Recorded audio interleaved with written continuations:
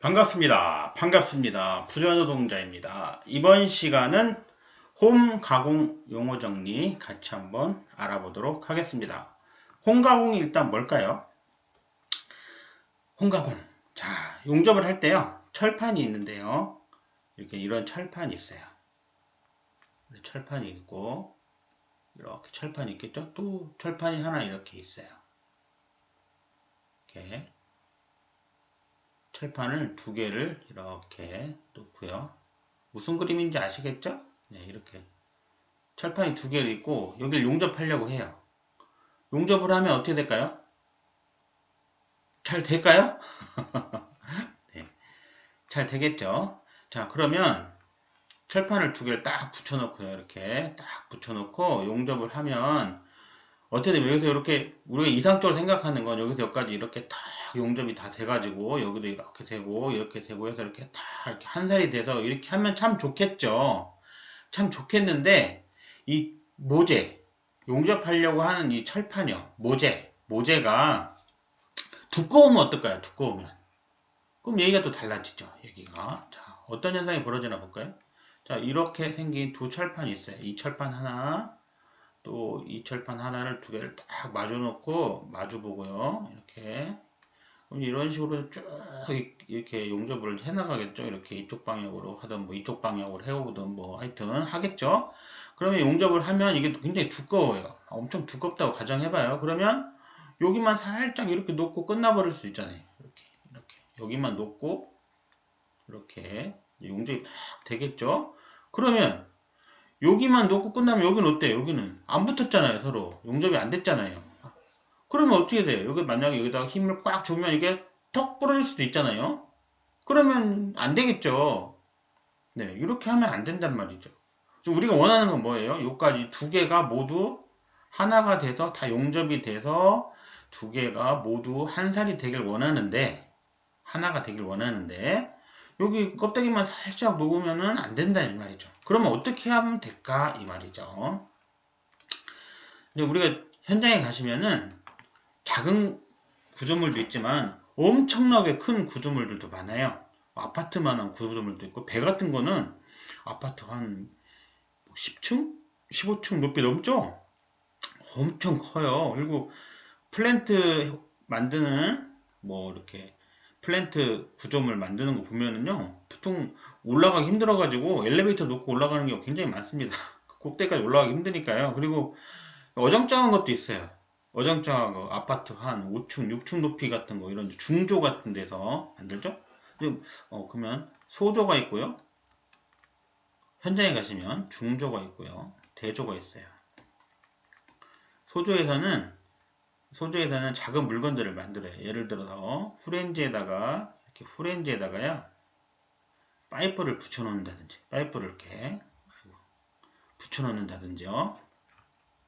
뭐 이런 거 간단한 것들 작업을 해요. 또 이런 경우 있을 수 있죠. 이런 소조에서 주로 하는 일이요. 이런 단관이라는 거 뭐냐면 작은 관이요. 단관하고 이 단관하고 재질이 달라요. 그래서 뭔가 좀 붙여놓고 싶어요.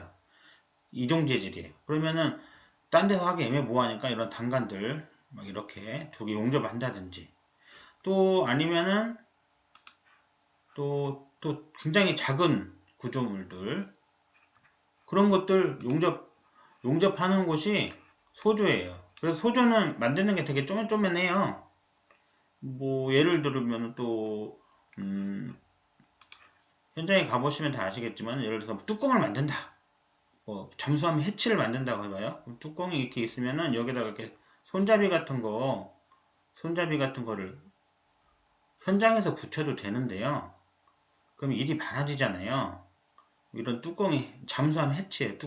잠수함 뚜껑. 예를 들어 배 같은 것도 보면은 여기 이렇게 힌지가 달려 있고요. 이렇게 이거 손잡이에요. 손잡이를 열어서 닫았다 하면 되는데 이 손잡이를 어떻게 만드냐? 보통 이런 환봉 있잖아요. 환봉을 이렇게 구부려 가지고요. 이거를 이쪽으로 필렛 용접해야 되겠죠? 이렇게 쭉 용접을 해야 될 거 아니에요. 여기를 말하는 거예요. 지금 여기 이런 건 어디서 하느냐? 소조에서 한다는 얘기죠. 소조. 중조에서는 뭘 하냐? 중조. 중주에서는 좀 큰 거 만들어요. 예를 들어서 뭐 배다 아니면은 뭐 플랜트 현장에 가시면은 뭐 아파트 15층 높이다 그러면은 아파트 한 3층 높이 되는 거를 막 만들어 가지고 붙인단 말이에요. 소주에 있는 물건들을 중주에 가져와서 막 붙이는 거죠. 대조는 중주에 있는 물건들, 뭐 아파트 예를 들어서 한 5층 높이 되는 거를 붙여가지고 15층 높이를 만들어서 완전히 큰 형태를 만드는 거죠.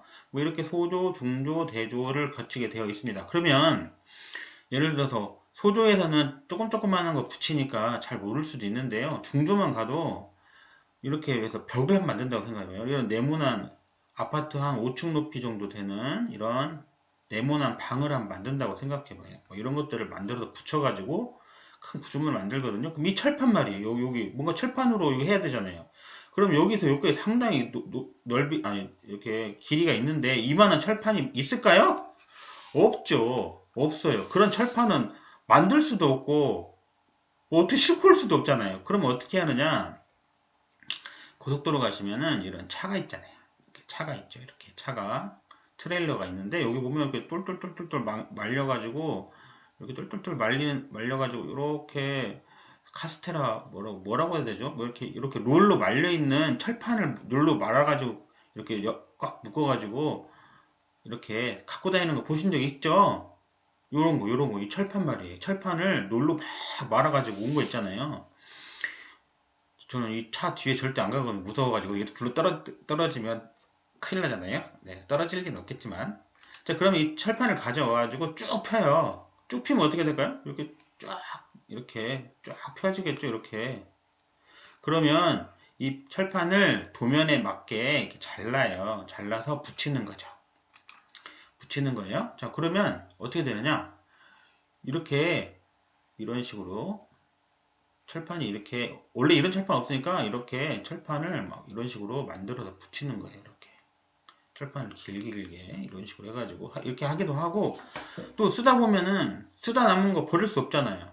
그럼 이렇게도 하고 이렇게 쓰다 남은 거 이렇게 붙여가지고 이렇게 할 수도 있죠. 이런 식으로도 할 수 있고요. 뭐 이렇게 할 수 있잖아요. 이렇게도 할 수 있고 그러면 이 철판하고 이 철판을 붙여가지고 원래 한 철판이 되도록 만들고 싶은 거예요. 그러잖아요. 원래 하나였던 것처럼. 그죠? 근데 이 철판 말이에요. 이 철판. 이 철판을 굉장히 두껍다고 가정해봐요. 자, 그러면 이걸 옆에서 보면은요. 이 철판하고 이 철판이 이렇게 두 개가 이렇게 왔어요. 이렇게 쭉 있겠죠. 이제 이렇게 쭉 있겠죠.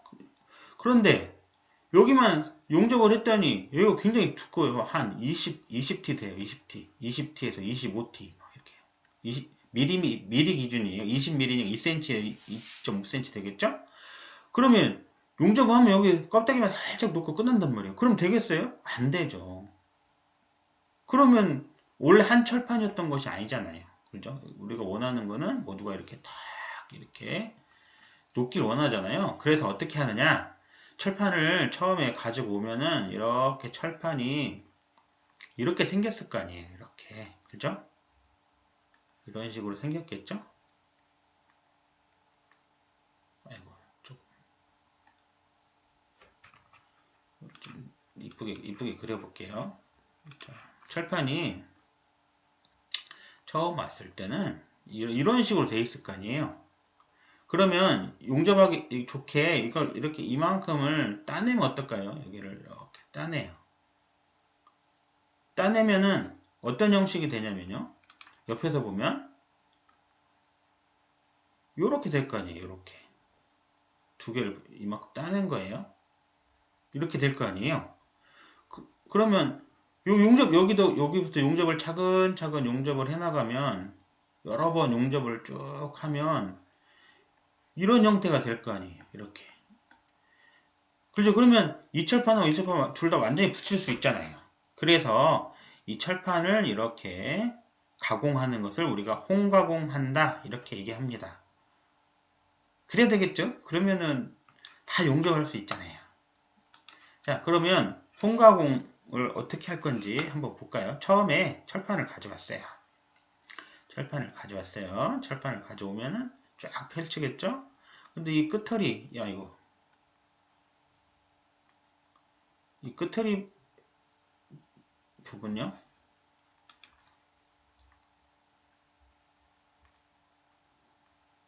자, 철판의 끝을 이만큼 따낸다고 그랬잖아요. 뭘로 따내요? 가위로 오래요? 자, 이렇게 되게, 얘를 없애버려야 되잖아요? 없애야 되죠? 뭘로 오래요? 뭘로? 저 처음에 용접사가 돼야겠다. 이렇게 생각하고요. 현장에 갔거든요. 근데 저는 이제 뭐, 그때 당시에 학원도 다니고, 뭐, 폴리텍 대학 가서 뭐, 몇 달 배우는 거 있잖아요. 그런 것도 하고, 막 그랬어요. 저도 처음엔 뭐, 누가 알려주고 하네요. 그죠?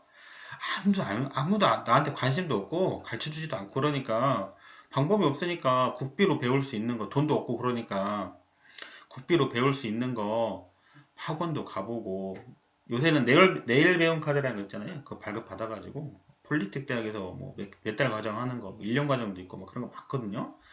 가서 배웠어요, 처음에는. 그래서 이제 거기서 기능사 따고 이제 나왔죠. 나오고 했는데, 어디 이제 가서 기능사 땄으니까 시켜주겠지 했는데, 천만의 말씀입니다. 꼬다로운 보릿자고요. 그냥 그 기능사를 딴 거는, 우리가 신병교육대 가잖아요. 신병교육대에서 총 쓰는 거 배운 거 정도 밖에 안 돼요. 신병교육대를 나왔다고 해서 이등병이 되긴 하지만 그걸 군인으로 인정해주지 잘 않잖아요. 그죠? 자대 배치 받고 뭐 일병 달고 뭐 어쩌게 해야 그 정도 돼야 또 이제 조금 군인 됐다 이렇게 하지.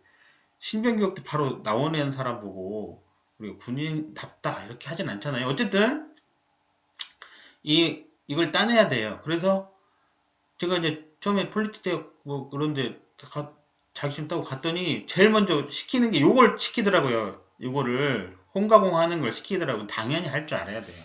요새는 이런 거 시키면은 아침에 출근하면 바로 오후에 퇴근하는 게 아니라 그날 그냥 영원히 그냥 용접을 퇴근해 버립니다.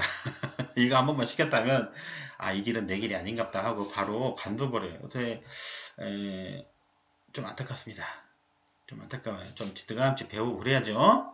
어쨌든 이걸 어떻게 따내냐. 옛날에는 뭐 이게 무시가는 방법인데요.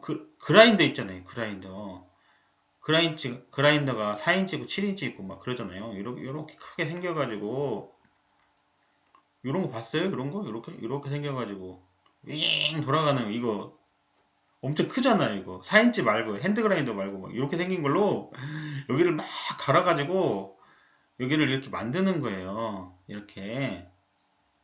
그럼 손이 어떻게 될까요? 손이 막 하루 종일 이거 하면은 정말 끔찍한데요. 손이 막 발발발 떨려요. 근데 요새는 이렇게 안 해요. 요새는 현장 가시면은 요새 이렇게 무식하게 시키는 사람 없어요. 옛날에는 이 가공하는 기계도 별로 없고 가공해주는 회사도 없고 그래도 요새는 이거 다 가공해와요. 가공해오는 경우도 많고 이걸 가공하는 기계도 있습니다. 이렇게 홈가공하는 기계가 있어요. 물려놓으면 다 깎아줘요. 알아서 이렇게 옛날처럼 무식하게 하는 경우도 있고 이렇게 하는 여러 가지 있습니다. 어쨌든 이거를 그라인더나 기계를 사용해서 날려버리는 거죠. 자, 그러면 홈가공 계속 가볼까요? 홈가공. 자, 홈가공을 보면은 자, 이쪽 한 판이 있어요. 한 판이 있어가지고 하나를 이렇게 홈가공을 했어요. 얘를 홈가공을 했어요. 이렇게. 자, 이렇게 했어요. 그럼 이거를 어떻게 부를 건지 우리 이제 모르잖아요. 뭐 그거요. 또 홈가공 했냐? 네. 그러면 뭐 어떻게 했냐? 물어보면 그거 있잖아요. 그거 했는데 이렇게 하면 안 된다는 거죠. 뭔가 우리끼리 이제 말을 해야죠. 자, 원래 이렇게 네모난 거였잖아요. 이렇게 네모난 거였는데 이거를 이렇게 날려버린 거예요. 이 날려버린 요 면을 뭐라 부르냐? 우리가 개선면이다 이렇게 부릅니다. 개선면이다 이렇게 불러요. 우리가 이거를 개선 쳤다. 현장에서는 또는 이걸 베벨이라고도 합니다. 베벨 쳤다. 이렇게 말합니다. 개선면이라고 그래요. 자, 여기서 여기까지 각도가 있을 거 아니에요. 이거를 그럼 뭐라 할까요? 네, 눈치 빠르신 분들은 이미 아셨죠? 개선각이라 하겠죠? 개선각. 자, 그러면 여기서부터 여기까지는요. 여기서까지는 홈각도잖아. 홈각도입니다. 그러면 개선각은 얼마가 적을까요? 30에서 약 35도가 적당하다라고 되어 있습니다. 그러면 홈각도는 2배니까 60에서 그죠? 60에서 70도 정도 되겠죠? 네. 이거 다 재나요? 뭐 재지는 않는데요. 용접하면은 만약에 이거 틀리잖아요? 그러면 용접사마다 좋아하는 각도가 있어요. 안 해버려요, 저 같으면. 진짜 농담 아니에요. 제가 용접하러 갔는데 개선각이 여기서 좀 벗어나 있어요. 뭐 예를 그런다든지 개선이 마음에 안 든다 그러면 용접 안 해버립니다. 그럼 어떻게 해요? 다시 하라고 해요. 그럼 어떻게 해야 돼요? 다시 띄어서 다시 붙여야 돼요. 그러면 어떻게 돼요? 난리가 나겠죠. 근데 용접사가 왜 못 왔냐고 막 따지는 경우도 있어요. 그러면 아니 왜냐면은 이거를 용접을 하면 그 모든 걸 책임은 누가 져요? 이거 가공한 사람 붙여놓은 사람이 지는 거 아니잖아요. 용접한 사람이 책임을 진단 말이에요. 점점 배우겠지만은 이렇게 홈가공이 잘 안 되어 있으면 용접 안 돼요. 그러면 할 필요 없습니다. 그냥 못 한다고 말고 만약에 그럼 집에 가라면 집에 가버리면 돼요. 왜냐면 최소한 분량은 안 내잖아요. 그죠? 네, 그런 얘기 자세하게 나중에 하기를 하고요. 자, 이렇게 됩니다. 자, 그러면 개선각, 홈각도 했고요. 자, 이쪽을 한번 보면은요. 여기를 보면은 뾰족한 게 아니라 여기를 이렇게 뾰족하게 원래는 이게 뾰족하잖아요. 근데 여기를 이렇게 갈아대요. 왜냐면 여기 뾰족하게 하면 여기가 불만 닿아도 막 그러니까 아크만 닿아도 녹아버리고 하여튼 안 좋아요. 해보시면 알겠지만 그래서 이거를 그라인더로 이렇게 조금 갈아내요. 여기를 좀 갈아내. 그러면 어떻게 될까요? 자, 그러면 어떻게 되느냐? 요 끝부분이 이렇게 끝부분이 어떻게 되냐면은 이렇게 와서 아이고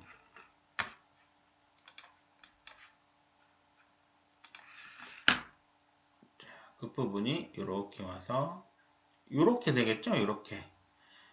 자, 여기를 뭐라 부르냐고 요거 루트면이라 부릅니다. 루트면이라 불러요. 루트면이에요? 루트면이라 불러요? 옆에서 한번 볼까요? 이거를 옆에서 한번 뭐 어떻게 될까요?